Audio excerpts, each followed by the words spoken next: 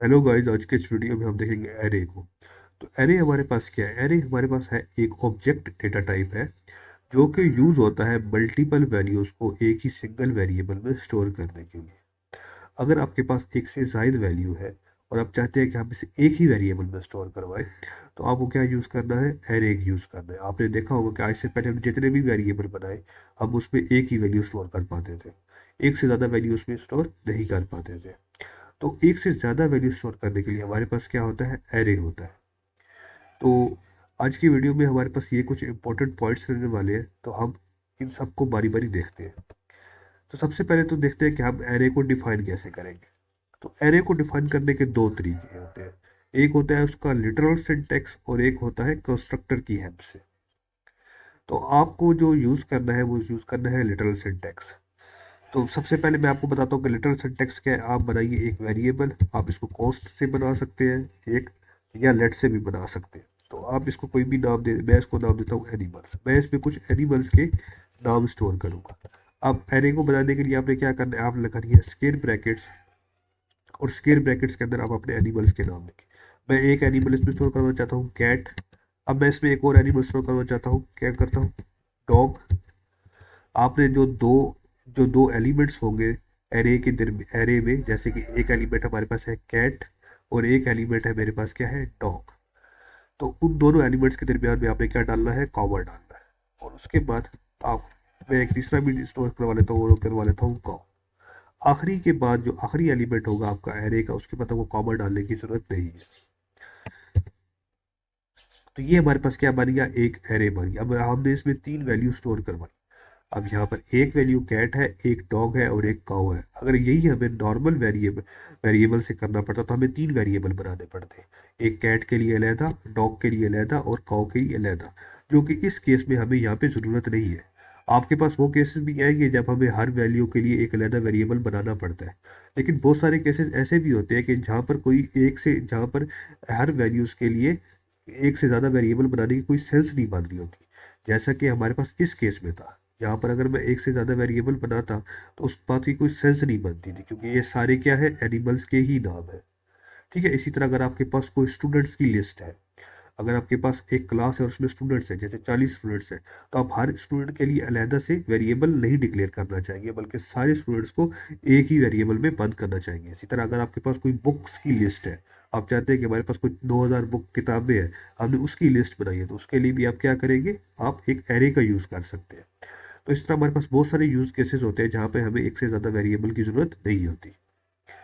तो इस तरह हम बनाते हैं एक एरे को। अब एरे को बनाने का एक दूसरा तरीका है, वो भी मैं आपको बता दूं। वो आप कैसे बना सकते हैं? आप कंस्ट्रक्टर का यूज़ करके। फॉर एग्जाम्पल अगर मैं एक और वेरिएबल बनाऊं पोस्ट करके, और इसका नाम दे दूं एनिमल्स वन करके, क्योंकि हमें पता है कि हम कांस्टेंट का जो नाम होगा वो हमें अलग अलग देना पड़ता है। तो यहाँ पर एरे कैसे बनाएंगे? तो आपने यूज़ करना है न्यू कीवर्ड, और उसके बाद आपने यूज़ करना है एरे का कीवर्ड। उसके बाद आपने लगानी है पैरेंथेसिस। अब पैरेंथेसिस के अंदर आप अपनी वैल्यू डाल सकते हैं। तो यहाँ पर आप डाल सकते, जैसे यहाँ पे हम डाल देते हैं कैट, यहाँ पे हम डाल देते हैं डॉग।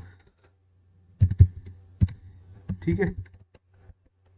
तो इस तरह आप क्या करते हैं?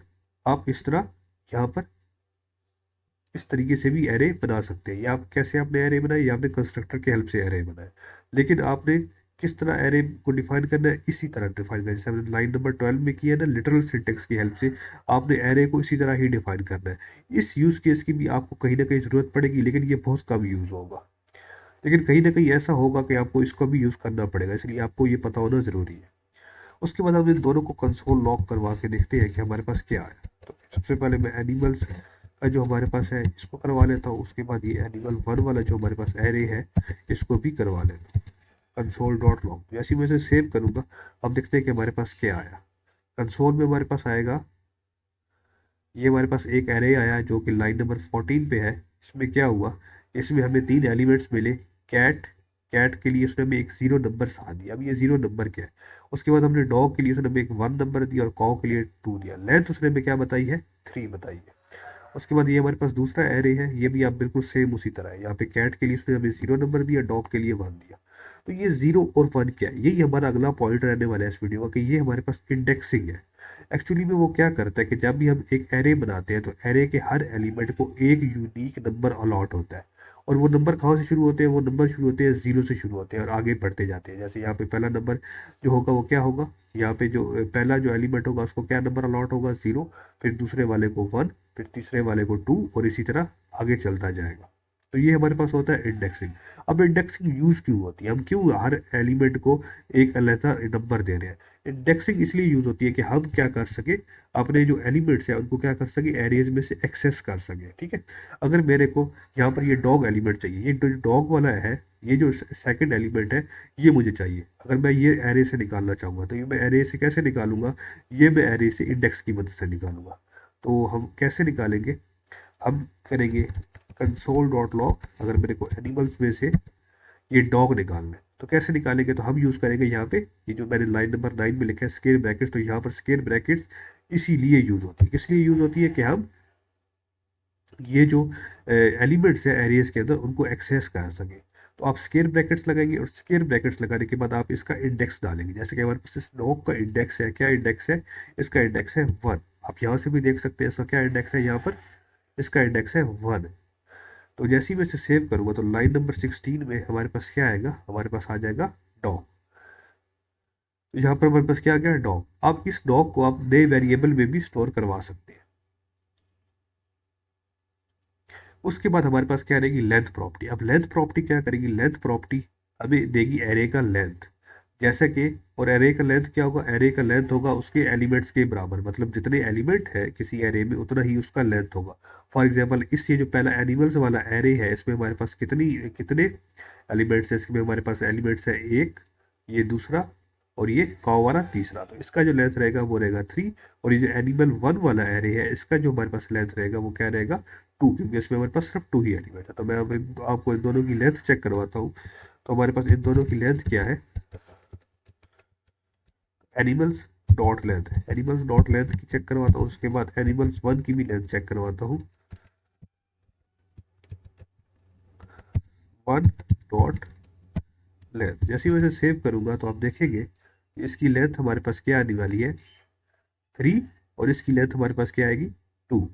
तो इस तरह आप ये जो इस तरह हमारे पास क्या रहेगा, इन एरेज की हमारे पास एक लेंथ प्रॉपर्टी मिलेगी जिससे हमें इनकी क्या मिल जाएगी, लेंथ मिल जाएगी। उसके बाद हमारे पास अगला पॉइंट है कि हम एरे को मॉडिफाई कैसे करते हैं, कर सकते हैं। तो हम इस एरे को बनाने के बाद इसको मॉडिफाई भी कर सकते हैं। अगर फॉर एग्जांपल ये जो एनिमल्स एरे है मैं इसको मॉडिफाई करना चाहता हूँ, मैं इसको मॉडिफाई ये ऐसे करना चाहता हूँ कि यहाँ पे मैं ये जो कैट है मैं चाहता हूँ कि इसकी जगह पे हम कोई और वर्ड, कोई और एनिमल का नाम यहाँ पर इस कैट की जगह पे स्टोर करवाना चाहते हैं। फॉर एग्जाम्पल ये जो अब है, अब मैं इसको कैसे करूँगा, आपने क्या करना है, आपने सिंपली लिखना है एनिमल्स, और एनिमल्स लिखने के बाद आपने लगानी है स्क्वायर ब्रैकेट्स।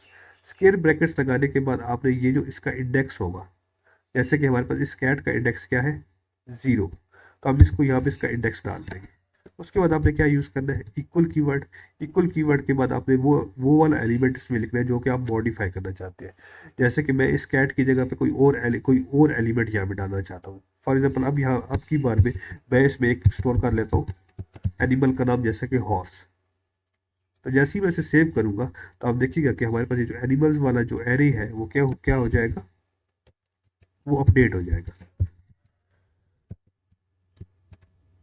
जैसे ही मैं इसे सेव करूंगा तो आप देखिएगा अब हमारे पास क्या आ गया है, हॉर्स आ गया। तो यहाँ पर आपने एक बिहेवियर देखा होगा कि पहले जैसे हम अगर किसी हमारे पास प्रिमिटिव डेटा टाइप होता था तो वहां पर हम अगर कॉस्ट कीवर्ड के साथ वेरिएबल बनाते थे तो हम उसको इस तरह अपडेट नहीं कर सकते थे, जैसे कि हमने यहाँ पर एरे को बड़े आराम से अपडेट कर लिया। लेकिन आप देख रहे हैं एरे के केस में हम इसको अपडेट कर सकते हैं। तो आपने इस बात का ध्यान रखना है कि कॉस्ट कीवर्ड के साथ भी, और लेट के साथ तो फिर आप कर ही सकेंगे। अगर मैं इसको यहाँ पे लेट कर दूँ तो आप देखिएगा फिर भी इसका बिहेवियर वैसा ही रहेगा। तो जैसे ही मैं इसे सेव करूंगा तो आप देखिएगा कि यहाँ पर ये वैसे का वैसा ही हमें बिहेवियर देगा। तो यहाँ पर आप देख रहे हैं इसने हमें अभी भी वैसा का वैसा क्या दिया, हॉर्स ही दिया।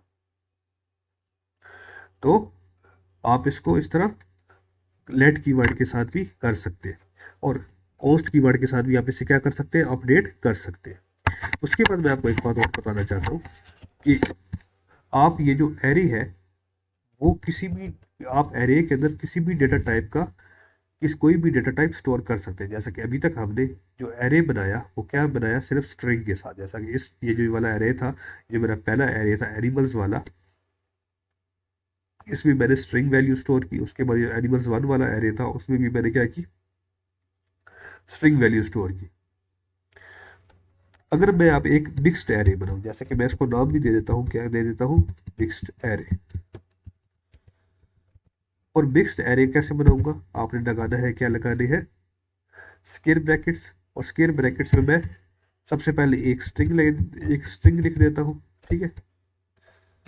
जैसे कि मैंने यहाँ पे एक स्ट्रिंग लिख दिया। उसके बाद मैं यहाँ पर एक नंबर डाल देता हूँ। उसके बाद मैं कॉमा लगा के यहाँ पर एक बूलियन डाल देता हूँ। उसके बाद मैंने यहाँ पे एक नल डाल दिया। उसके बाद मैंने यहाँ पे एक अनडिफाइंड डाल दिया। और फिर क्या किया, और उसके बाद मैं यहाँ पर एक बिगिन डाल देता हूँ, जैसा कि मैं डाल देता हूँ 56। एंड उसके बाद फिर मैं क्या कर देता हूँ, यहाँ पे मैं एक एरे भी डाल सकता हूँ, ठीक है। देखा आपने, एरे के अंदर मैंने एक एरे डाल दिया। जैसा कि इसमें मैं 2 4 6 8 इवन नंबर डाल देता हूँ। उसके बाद मैं क्या करता हूँ, यहाँ पर मैंने एक एरे बनाया। उसके बाद आप एरे के अंदर ऑब्जेक्ट भी डाल सकते हैं, और उसके अंदर आप क्या डाल सकते हैं, फंक्शन भी डाल सकते हैं। तो इस तरह देखिए, देखिएगा कि आपने मैंने एरे के अंदर हर तरह का डेटा टाइप स्टोर कर दिया। तो जैसे ही मैं इसको यहाँ पे कंसोल डॉट लॉग करवाता हूँ, तो ये मेरे पास बिल्कुल एक एरे बन जाएगा। तो यहाँ पे अगर मैं इसे सेव करूँगा, तो आप यहाँ देखेंगे कि हमारे पास क्या हुआ, यहाँ पर हमारे पास एक एरे आ गया। यहाँ पर हमारे पास एक स्ट्रिंग डेटा टाइप है, फिर ये है, फिर ये है, फिर उसके बाद ये है।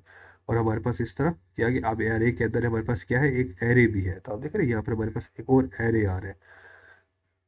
तो इस तरह आप एरे के अंदर कोई भी डेटा टाइप स्टोर करवा सकते हैं।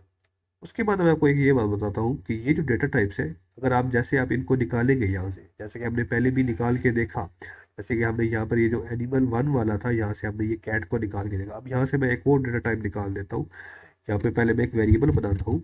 अब की बार मैं इसको स्टोर करवाऊंगा एक वेरिएबल में। इसको नाम देता हूँ एलिमेंट का। और यहाँ पे मैं ये जो मिक्स्ड एरे है, इसमें से एक एक एलिमेंट निकालना चाहता हूँ। जैसे कि मैं यहाँ से कोई ये वाला निकाल लेता हूँ, जैसे 12 निकालता हूँ। तो 12 का इंडेक्स क्या है, हमारे पास क्या है, 1 है। तो अब आप देखिएगा कि इसका जो टाइप रहेगा वो क्या रहेगा। सबसे पहले तो मैं एलिमेंट को चेक करता हूँ कि मेरे पास एलिमेंट क्या है। जैसे ही मैं इसे सेव करूंगा, तो आप देखिएगा कि हमारे पास जो 1 इंडेक्स पे एलिमेंट है, जो कि इस बार हमारे पास 12 है, वो हमारे पास आ जाएगा। जैसे कि अब यहाँ पे मेरे पास 12 आया। और जो इसका टाइप रहेगा वो भी क्या रहेगा, नंबर ही रहेगा। तो अब जैसे आप इसका जो टाइप चेक करें, अगर आप इस एलिमेंट का, जो कि क्या है 12 है, तो वो क्या रहने वाला है, हमारे पास एक नंबर रहने वाला है। इस तरह जैसे ही आप इनमें से कोई एलिमेंट निकालेंगे किसी भी एरे में से, तो उसका टाइप, डेटा टाइप वही रहेगा जिस डेटा का आप जिस जिस टाइप का डेटा आपने उसमें स्टोर करवाया। अगर आपने ये स्ट्रिंग स्टोर करवाया है, तो उसका डेटा टाइप स्ट्रिंग ही रहने वाला है। जैसे कि यहाँ पे नंबर था तो नंबर रहेगा। इसी तरह यहाँ पर क्या रहेगा, बुलियन रहेगा। फिर यहाँ पे एक ऑब्जेक्ट डेटा टाइप रहेगा। फिर यहाँ पे अनडिफाइंड रहेगा। उसके बाद यहाँ पे बिग इंट रहेगा। फिर इस तरह आगे चलता जाएगा। उसके बाद मैं आपको दिखाता हूँ कि हमारे पास ये जो ऑब्जेक्ट है, जो सॉरी ये जो एरे है, इसका टाइप क्या रहने वाला है। तो अगर मैं कंसोल डॉट लॉग करूँ और टाइप आपको चेक करवाऊँ, टाइप ऑफ, जैसे कि हमारे पास मिक्स्ड एरे है, इसका टाइप अगर मैं आपको चेक करवाऊँ, सेव करूँ, तो आप यहाँ पे देखिएगा कि हमारे पास क्या आएगा टाइप इसका। इसका टाइप हमारे पास क्या आएगा, ऑब्जेक्ट आएगा। अब इसका टाइप हमारे पास ऑब्जेक्ट क्यों आ रहा है, तो आपने ये बात ध्यान में रखनी है कि मैंने आपको वीडियो स्टार्ट में बताया कि हमारे पास एरे क्या है, एक ऑब्जेक्ट डेटा टाइप है। जैसे कि हमारे पास प्रिमिटिव डेटा टाइप्स होते थे, इस तरह हमारे पास object data types. Object data types में हमारे पास रहेगा पहला एरे, फिर रहेगा ऑब्जेक्ट, और फिर क्या रहेगा, डेट। तो एरे हमारे पास क्या है, ऑब्जेक्ट डेटा टाइप का एक टाइप है। तो इसलिए जो एरे का टाइप आता है हमारे पास, वो क्या आता है, वो क्या आता है, वो हमारे पास क्या आता है, ऑब्जेक्ट आता है। अब इसकी एक्सप्लेनेशन सिर्फ इतनी सी नहीं है कि ये सिर्फ ऑब्जेक्ट का डेटा टाइप है इसलिए इसका टाइप ऑब्जेक्ट आ रहा है। इसकी एक्सप्लेनेशन फर्दर भी है, लेकिन उसके लिए मैं एक अलग से वीडियो बनाऊंगा। अभी के लिए आप इतना समझ लीजिए कि जो टाइप है एरे का, वो हमारे पास क्या रहने वाला है, ऑब्जेक्ट रहने वाला है। अब हम इसको डिफर कैसे करेंगे नॉर्मल ऑब्जेक्ट से, नॉर्मल ऑब्जेक्ट से, जैसे कि हमारे पास जो होते हैं जो कि जैसा कि हमारे पास जावास्क्रिप्ट में ऑब्जेक्ट्स भी होते हैं, जैसे कि मैं अगर मैं यहाँ पे एक ऑब्जेक्ट बनाऊँ, उसको नाम दे दूँ ओबीजे, और यहाँ पे मैंने एक सिंपल यहाँ पे एक एम्प्टी ऑब्जेक्ट है, इसमें ज़्यादा कुछ नहीं है।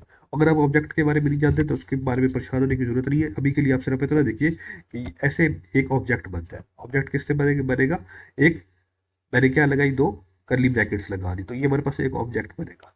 अब मैं अगर आपको इसका भी डेटा टाइप चेक करवा के दिखाऊं, तो सॉरी, अगर मैं इसका भी आपको टाइप चेक करवाऊं, तो अगर मैं जैसे टाइप ऑफ ऑपरेटर का यूज़ करूं, तो ये भी हमारे पास क्या आने वाला है, एक ऑब्जेक्ट आएगा। जैसे मैं इसे सेव करूंगा तो आप देखिएगा यहाँ पर जो लाइन नंबर 37 है उसका भी हमारे पास क्या आया है, ऑब्जेक्ट है, और लाइन नंबर 35 जो एरे का टाइप आया है वो भी क्या आया है, ऑब्जेक्ट है। तो अब हम इसको डिफर कैसे करेंगे, डिफरेंट, अब हम इनमें कैसे कैसे इनमें हम इनको एक दूसरे से डिफर कैसे करेंगे, कि कैसे पता चलेगा कि ये जो डेटा टाइप है ये हमारे पास ऑब्जेक्ट का है और ये हमारे पास एक एरे है।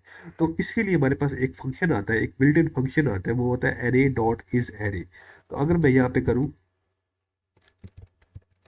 तो हम एरे को कैसे चेक करते हैं, हमारे पास होता है एरे डॉट इज एरे, ठीक है। ये एरे डॉट इज एरे करके हमारे पास क्या रहता है, एक फंक्शन रहता है। तो इसके बीच में आप डालेंगे अपने एरे का नाम, और ये आपको चेक करके बताएगा कि जो आपका एरे है वो वाकई एरे है या क्या है, ऑब्जेक्ट है। तो अगर इसमें मैं किसी एरे का नाम डालूं, जैसे कि हमारे पास ये मिक्स्ड एरे है, ये हमारे पास एक एरे है, अगर मैं इसका नाम डालूं तो ये हमें क्या रिटर्न करेगा, ट्रू रिटर्न करेगा कि ये वाकई ये हमारे पास क्या है, एक एरे है। जैसे ही मैं इसे सेव करूंगा तो आप देखिएगा कि ये हमारे पास क्या रहेगा, एक, तो ये हमें ट्रू रिटर्न करेगा, जैसे कि इसने हमें ट्रू रिटर्न किया। लेकिन अगर मैं इसमें इस ओबीजे इसका इसको डालूंगा इस एरे डॉट एज एरे वाले फंक्शन में, तो आप देखिएगा कि ये हमें क्या देगा, ये हमें फॉल्स रिटर्न करेगा। तो अगर मैं एरे डॉट इज एरे करके पैरेंथेसिस लगाऊं और उसमें ओ बी जे डालूं, ठीक है, कि हम हमें चेक करके बताए कि ये जो ओ बी जे है, ये जो कि एक ऑब्जेक्ट है, तो क्या रे, क्या, तो ये क्या रे, तो सॉरी ये क्या एरे है। जैसे ही मैं इसे सेव करूंगा तो आप देखिएगा कि ये हमें क्या देगा, फॉल्स देगा। तो ये हमें क्या है, फॉल्स देगा। तो इस ये जो एरे डॉट इज एरे करके हमारे पास मेथड है, तो ये हमें क्या करता है, ये हमें बताता है कि जो भी हम इसके अंदर वेरिएबल डालेंगे कि क्या वो एरे है या नहीं है। तो अगर वो एरे होगा तो वो हमें ट्रू देगा, अदरवाइज वो हमें क्या देगा, फॉल्स देगा।